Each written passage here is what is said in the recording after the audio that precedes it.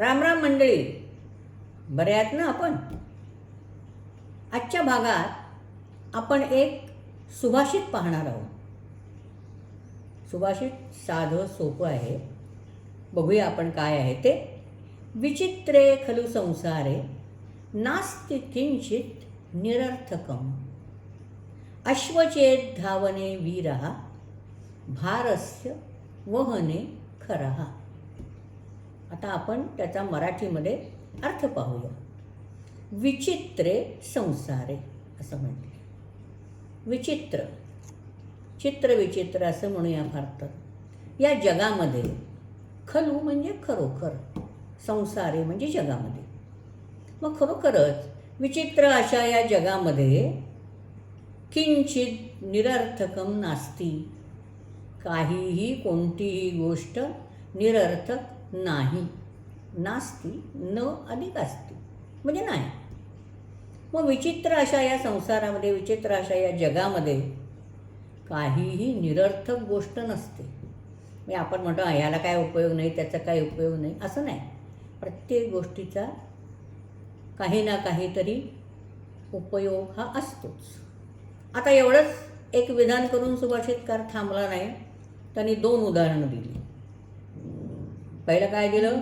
अश्वचेत धावने वीरः. वीर जो आहे, वीर पुरुष आहे, अशाला कसला उपयोग होतो? धावने वीरः. त्याला धावण्यासाठी, गती प्राप्त होण्यासाठी, त्याचा पराक्रम गाजवण्यासाठी त्याला अश्व म्हणजे घोडा लागतो. आणि दुसरं उदाहरण दिलं भारस्य वहने खरः. आपण मराठीमध्ये असं म्हणतो, गाढवाला आपण अगदी तुच्छ समजतो. काय काय म्हणतो आपण? अरे तो गाढव आहे, मग त्याला क्षुद्र समजतो. पण इथे मात्र त्यांनी काय सुभाषितकारांनी सांगितलं आहे? भारस्य वहने खरः. खरं म्हणजे गाढव. गाढवाला आणखीन एक शब्द आपल्याला मिळालेला येते, भारस्य वहने.